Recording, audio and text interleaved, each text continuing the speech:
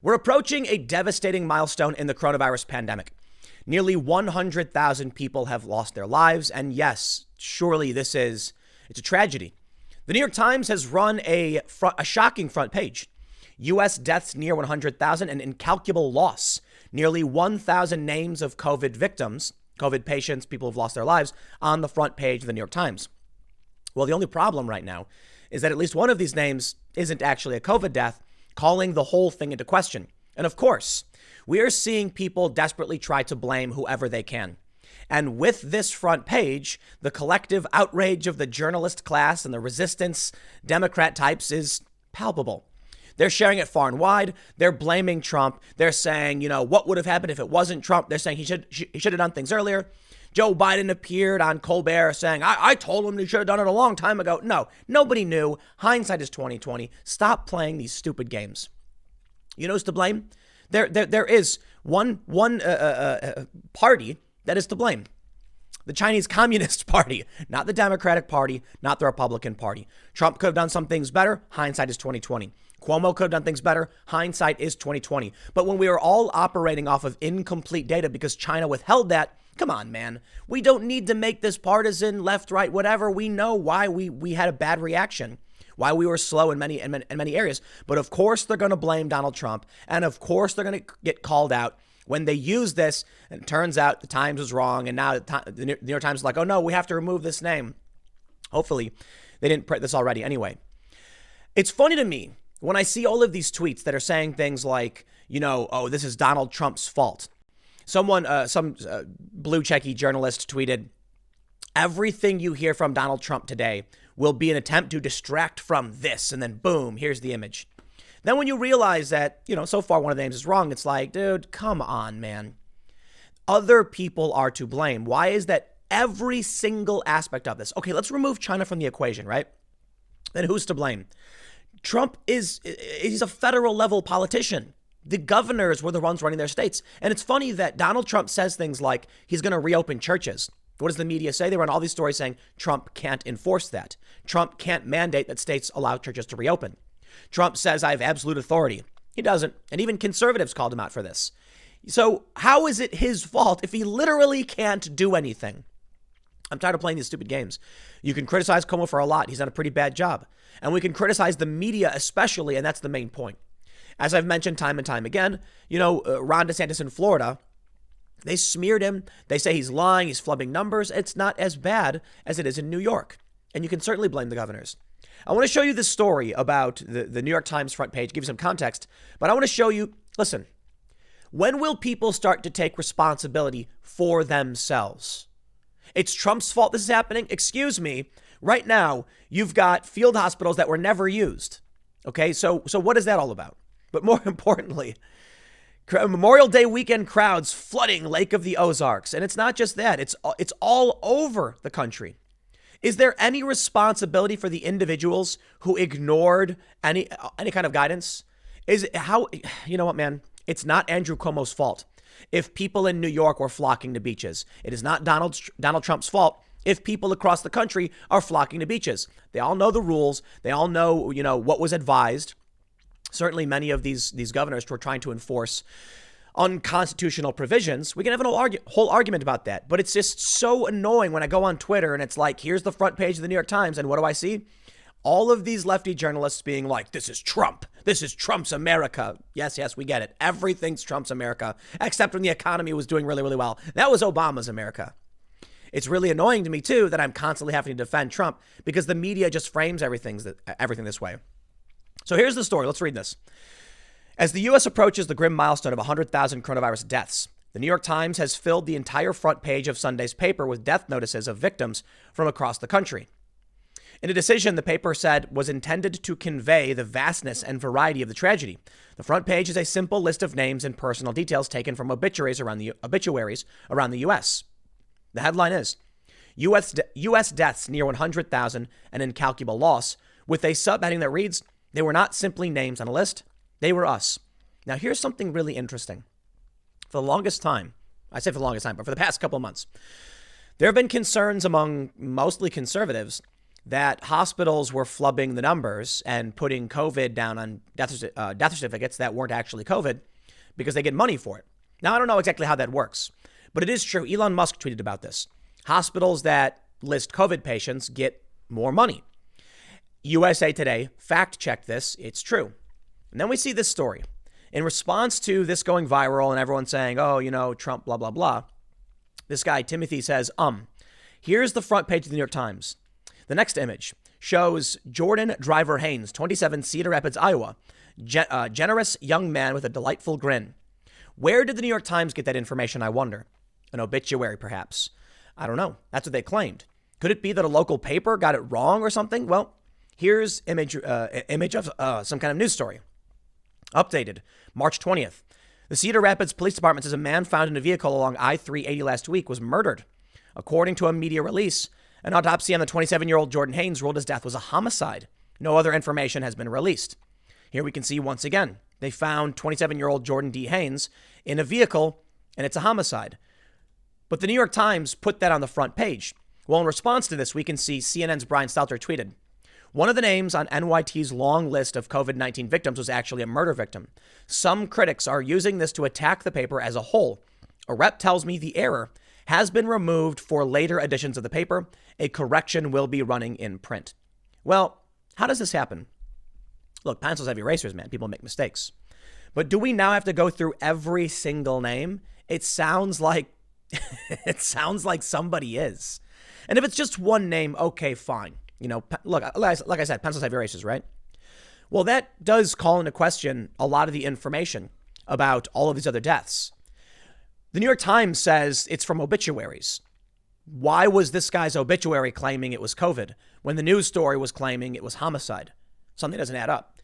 Now, I'm not trying to allege a conspiracy or anything like that, but I will point out the absurdity of blaming Trump for all of the people who have lost their lives when, again, he's a federal level politician. There's a lot of things he can do with the Defense Production Act, with PPE. He does have responsibility in this. He is the leader of this country. But come on, man. There are all levels of responsibility for this. And we have seen an extremely adversarial, belligerent media criticizing literally everything he does. It's hilarious that Joe Biden would go on Stephen Colbert and say something like, I told you, it was January 15th. I said we should do something. That is an amazing lie from Joe Biden. Amazing. He did an interview with Colbert. Amazing lie. No, you didn't. We didn't even know there was human-to-human transmission on the 15th because China withheld the information. And on the 14th, the World Health Organization said no evidence. So why would Joe Biden come out before there was any evidence of any human-to-human transmission and be like, we better take action? No, he didn't. He criticized Trump. That's what they do. Every single thing that comes out is Trump's fault. Trump did wrong. Listen, man, we built all of these field hospitals. Check out this story. Another NYC field hospital is dismantled despite beds being needed to open up the city again, as deaths in the state fall below 100 to 84 for the first time in 2 months. The 670-bed makeshift hospital at Brooklyn Cruise Terminal in Red Hook is being demobilized before it takes a single patient. It cost $20.8 million to convert and was not ready until May 4th. Its dismantling comes despite NYC only needing an extra 420 hospital beds to meet one of State Governor Cuomo's requirements for the city to begin reopening. Okay, it's not the first field hospital to be shuttered. This is a trend across the country. You know what's messed up right now? When we're looking over at Japan, it seems that the lockdown was a mistake. So you know what? Maybe you can blame Trump for that because Trump was fairly early. I wouldn't be surprised if this is what we see from the left and the media moving forward. Japan had very few cases. They had a very light, social distancing, provision. And now they're clearing up and they're like, we didn't really notice anything. Perhaps it's because humans are really bad at calculating every variable to understand what comes next. I talk about this very often, but think about it. Early on, we heard that there was this sickness and people in China were getting sick and they started welding doors shut and they were panicking. So then, it comes to Europe and Italy gets really, really bad and we see a lot of lives lost. And so then over in the US, we decide 15 days to slow the spread. We're going to shut everything down. If everybody stays home, right? Well, then they're not going to be in contact with each other so they can't get sick. Wrong. That was the mistake. Turns out vitamin D deficiency plays a role in this. It turns out being in close quarters with other people exacerbates or increases the likelihood you'll actually get an infection.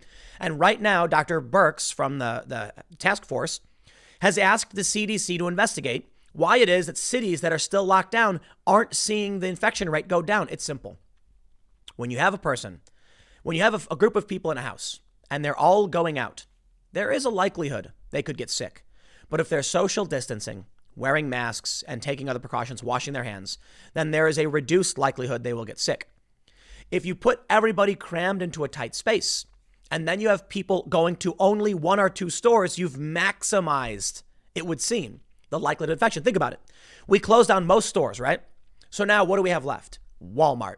So everybody's going to Walmart, going home, touching everything, and the people in those homes are more likely to be in contact with the same surfaces and with infected, saliva droplets or whatever in the air.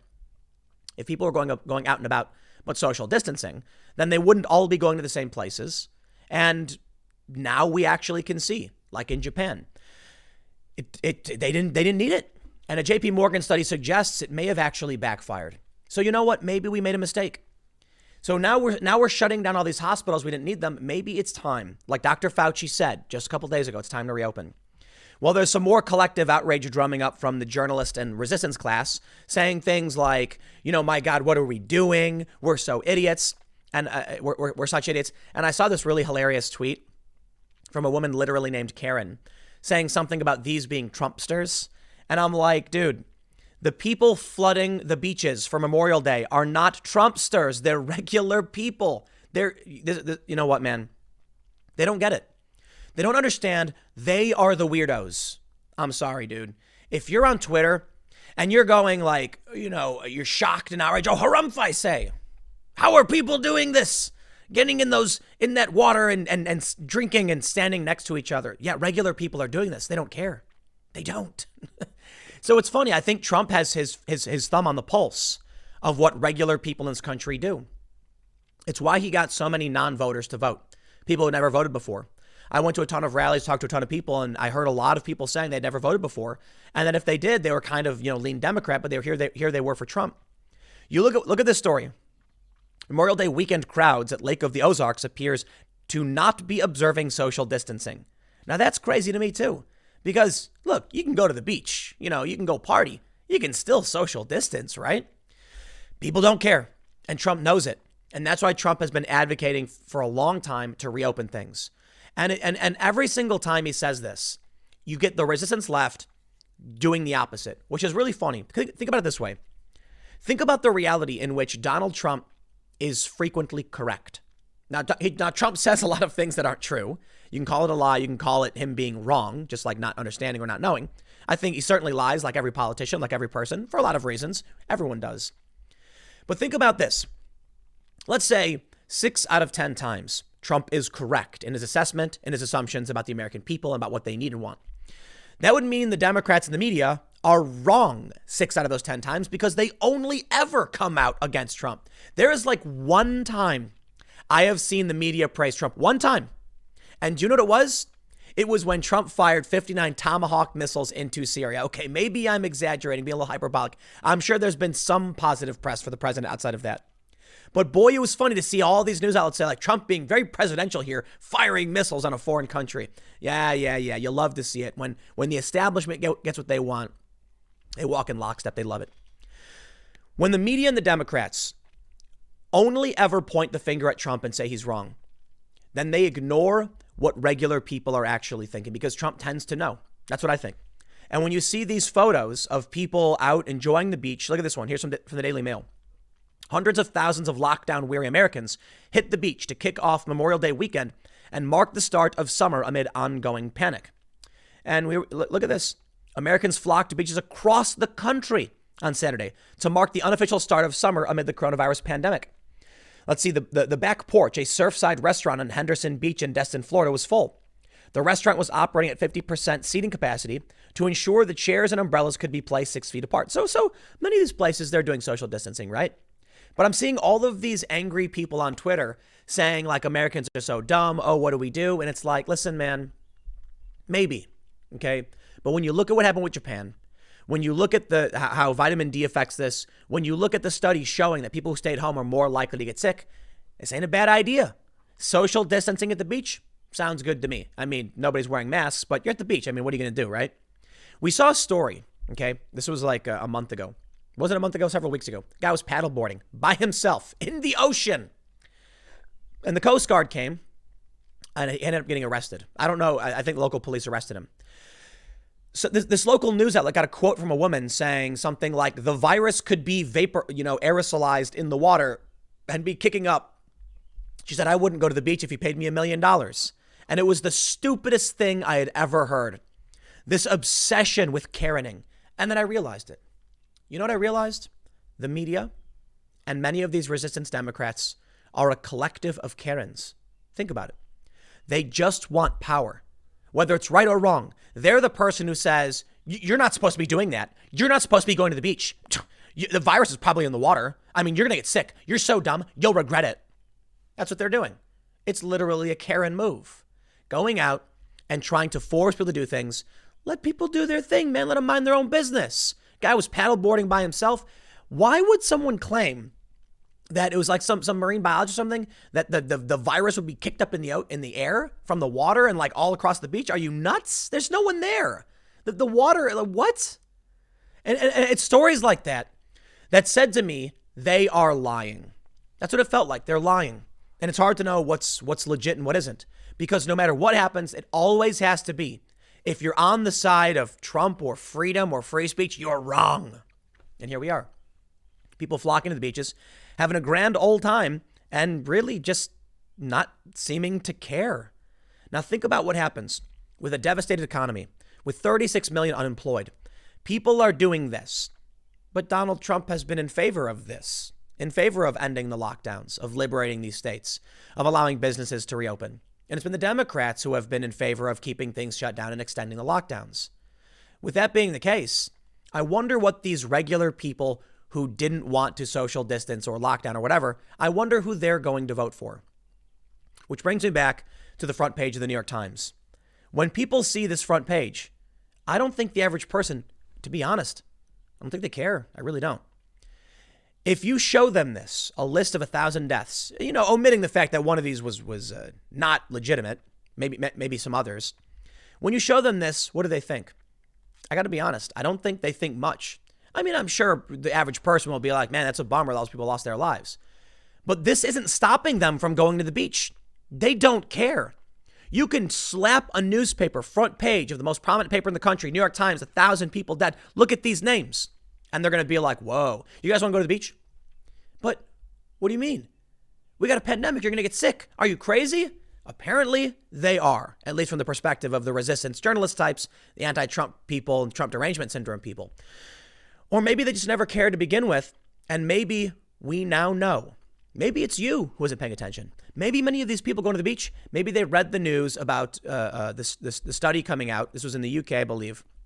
Actually, I don't know. I think it was a US study. Actually, it might have been like NYU.